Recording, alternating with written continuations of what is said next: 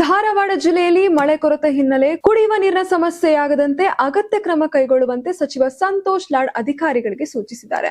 ಅತಿವೃಷ್ಟಿ ಹಾಗೂ ಬರ ಪರಿಸ್ಥಿತಿ ಕುರಿತು ಅಧಿಕಾರಿಗಳೊಂದಿಗೆ ಸಭೆ ನಡೆಸಿ ಜಿಲ್ಲೆಯ ವಿವಿಧ ತಾಲೂಕುಗಳಲ್ಲಿ ಬರದ ವೀಕ್ಷಣೆ ನಡೆಸುವುದಾಗಿ ತಿಳಿಸಿದ್ದಾರೆ. ಇನ್ನು ಧಾರವಾಡ ಜಿಲ್ಲೆಯಲ್ಲಿ ಮುಂಗಾರು ಮಳೆ ಕೊರತೆಯಾಗಿರುವ ಹಿನ್ನೆಲೆಯಲ್ಲಿ ಕುಡಿಯುವ ನೀರಿನ ಸಮಸ್ಯೆ ಎದುರಾಗದಂತೆ ಅಧಿಕಾರಿಗಳು ಮುನ್ನೆಚ್ಚರಿಕಾ ಕ್ರಮ ಕೈಗೊಳ್ಳಬೇಕು ಎಂದು ಸಂತೋಷ್ ಲಾಡ್ ಸೂಚಿಸಿದ್ದಾರೆ.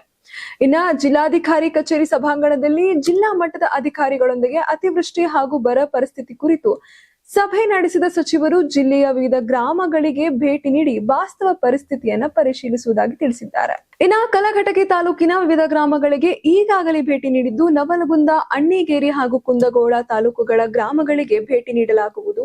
ಬಳಿಕ ಅಳ್ನಾವರ ತಾಲೂಕಿನ ಗ್ರಾಮಗಳಲ್ಲೂ ಬರ ಪರಿಸ್ಥಿತಿಯನ್ನ ಪರಿಶೀಲಿಸಲಾಗುವುದು ಎಂದು ಹೇಳಿದ್ದಾರೆ.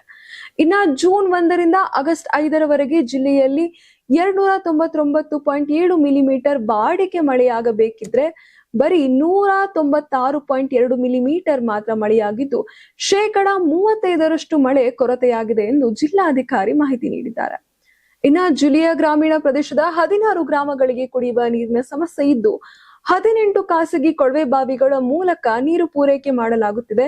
ಸದ್ಯ ಜಿಲ್ಲೆಯಲ್ಲಿ ಟ್ಯಾಂಕರ್ ಮೂಲಕ ನೀರು ಸರಬರಾಜು ಮಾಡುತ್ತಿಲ್ಲ ಎಂದು ಅಧಿಕಾರಿಗಳು ತಿಳಿಸಿದ್ದಾರೆ. ಇನ್ನು ಹುಬ್ಬಳ್ಳಿ ಧಾರವಾಡ ಮಹಾನಗರ 82 ವಾರ್ಡ್ಗಳ ಪೈಕಿ 13 ವಾರ್ಡ್ಗಳಲ್ಲಿ 24x7 ಅಂದ್ರೆ 24 ತಾಸು ನೀರು ಪೂರೈಕೆ ಮಾಡಲಾಗುತ್ತಿದ್ದು, ಇನ್ನು ಉಳಿದ ವಾರ್ಡ್ಗಳಲ್ಲಿ 2 ರಿಂದ 6 ದಿನಗಳಿಗೊಮ್ಮೆ ನೀರು ಪೂರೈಕೆ ಮಾಡಲಾಗ್ತಾ ಇದೆ ಎಂದು ಹೇಳಿದ್ದಾರೆ. ಇನ್ನು ಜಿಲ್ಲೆಯಲ್ಲಿರುವ ಜಾನುವಾರುಗಳಿಗೆ ಮುಂದಿನ 43 ವಾರಗಳಿಗೆ ಸಾಕಾಗುವಷ್ಟು ಮೇವು ಲಭ್ಯವಿದ್ದು, ಮುನ್ನೆಚ್ಚರಿಕಾ ಕ್ರಮವಾಗಿ 7 ಮೇವು ಬ್ಯಾಂಕ್ಗಳಿಗೆ ಸ್ಥಳ ಗುರುತಿಸಲಾಗಿದೆ. ಇನ್ನು ಬೆಳೆ ಸಮೀಕ್ಷೆ ಕಾರ್ಯವು ಜಿಲ್ಲಾದ್ಯಂತ ನಡೆಯುತ್ತಿದ್ದು, ಮುಂದಿನ ಹಂತದಲ್ಲಿ ಸರ್ವೆ ನಂಬರ್ ಆಧಾರದಲ್ಲಿ ಸಮೀಕ್ಷೆ ನಡೆಸಲಾಗುವುದು ಎಂದು ಅಧಿಕಾರಿಗಳು ತಿಳಿಸಿದ್ದಾರೆ. ಬರ ಪರಿಸ್ಥಿತಿಯ ನಡುವೆ ರೈತರಿಗೆ ಹಾಗೂ ಗ್ರಾಮೀಣ ಪ್ರದೇಶಗಳಿಗೆ ಕುಡಿಯುವ ನೀರಿನ ಸಮಸ್ಯೆಯಾಗದಂತೆ ಅಗತ್ಯ ಮುನ್ನೆಚ್ಚರಿಕಾ ಕ್ರಮ ಕೈಗೊಳ್ಳುವಂತೆ ಸಚಿವ ಸಂತೋಷ್ ಲಾಡ್ ಅಧಿಕಾರಿಗಳಿಗೆ ಸೂಚಿಸಿದ್ದಾರೆ.